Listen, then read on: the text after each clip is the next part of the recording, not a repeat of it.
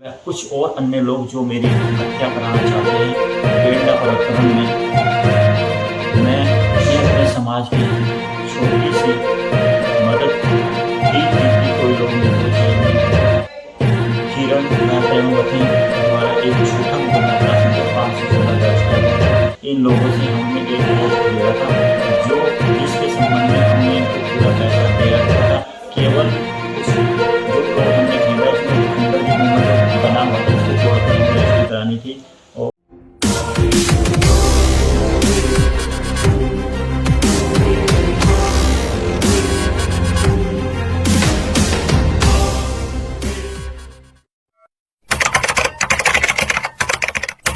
मैं अपील करना चाहता हूँ अपने व अपने परिवार के प्राणों की रक्षा के लिए भारत के महामहिम राष्ट्रपति जी से, प्रधानमंत्री श्री नरेंद्र मोदी जी से, थावरचंद गहलोत जी से और श्रीमान दुष्यंत कुमार गौतम जी से, श्रीमान संजय निर्मल जी से और श्रीमान JP नड्डा राष्ट्रीय अध्यक्ष भारतीय जनता पार्टी, श्रीमान मुख्यमंत्री पुष्कर सिंह धामी जी, श्रीमान खजानदार जी, श्रीमती रेखा आर्य जी और श्रीमान समीर आर्य जी, श्रीमान मुकेश कुमार जी से और श्रीमान सुरेश राठौर जी, श्रीमान मदन कौशिक जी और अनुसूचित जाति समाज के समस्त लोकसभा सांसद विधायक गणों से और भारतीय जनता पार्टी के समस्त कार्यकर्ताओं से, क्योंकि मैं भी एक भारतीय जनता पार्टी का सच्चा सिपाही हूँ। काफ़ी समय से अपने भारतीय जनता पार्टी में रहकर कार्य कर रहा हूँ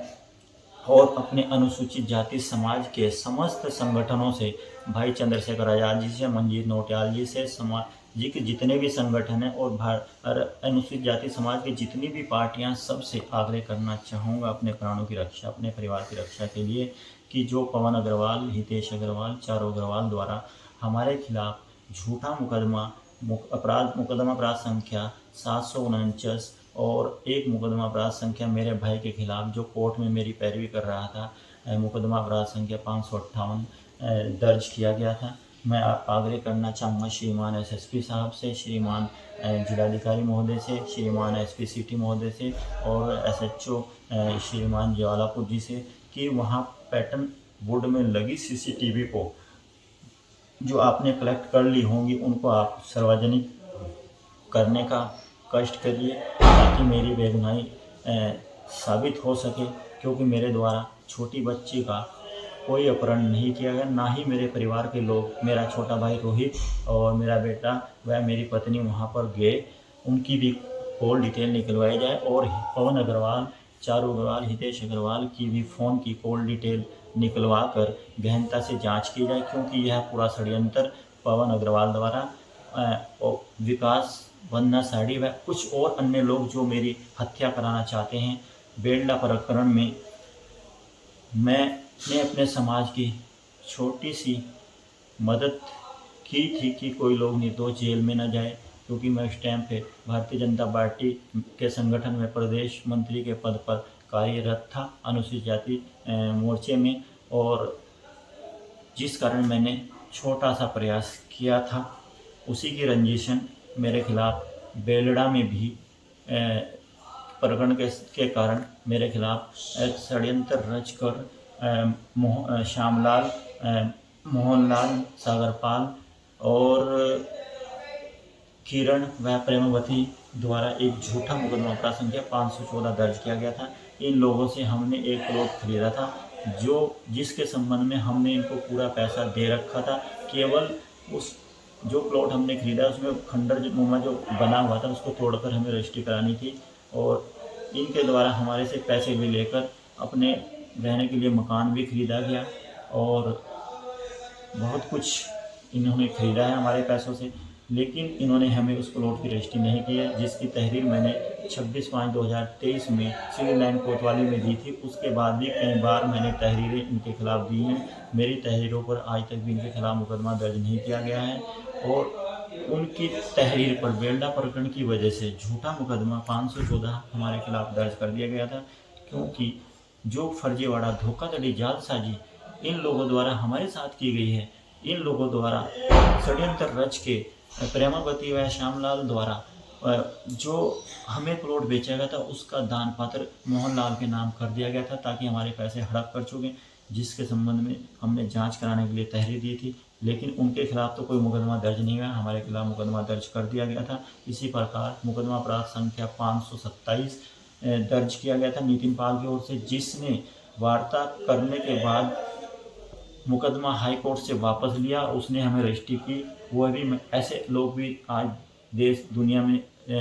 मौजूद हैं जो सच्चाई की राह पर चलते हैं, उनको उनसे भी दबाव में लेकर मुकदमा हमारे खिलाफ दर्ज कराया गया था। एक मुकदमा अपराध संख्या 333 थाना कलियर में चोरी का, पेड़ों की चोरी का दर्ज कराया गया था, जिसमें भी हमारे द्वारा कोई पेड़ चोरी नहीं किए गए थे। हमारी ही ज़मीन थी, जो ज़मीन हमने अमर सिंह पुत्र अभिषेक को विक्रय कर दी थी, और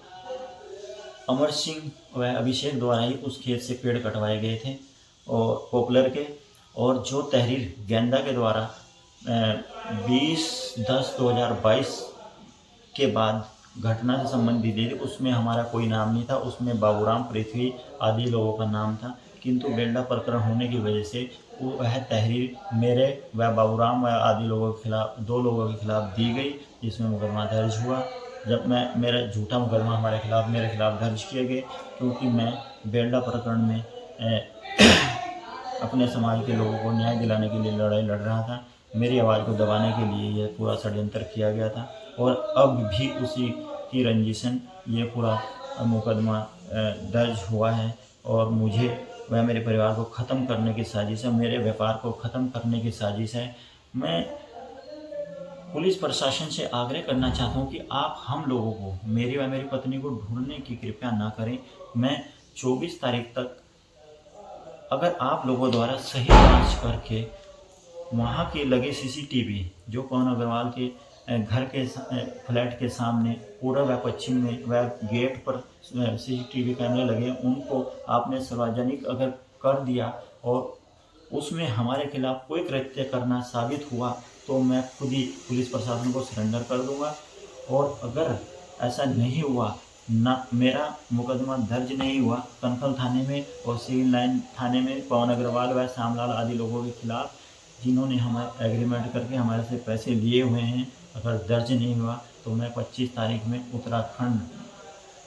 की सीमा में प्रवेश करके, अपनी व मेरी पत्नी मेरे साथ में बैठी हुई है, हम दोनों लोग अपनी जीवन लीला समाप्त कर लेंगे। मैं अपने परिवार के लोगों से, अपनी बहनों से, अपने भाइयों से, अपने रिश्तेदारों से आग्रह करना चाहता हूँ कि जो ये झूठे मुकदमे में हमें प्रताड़ित करके आत्महत्या के लिए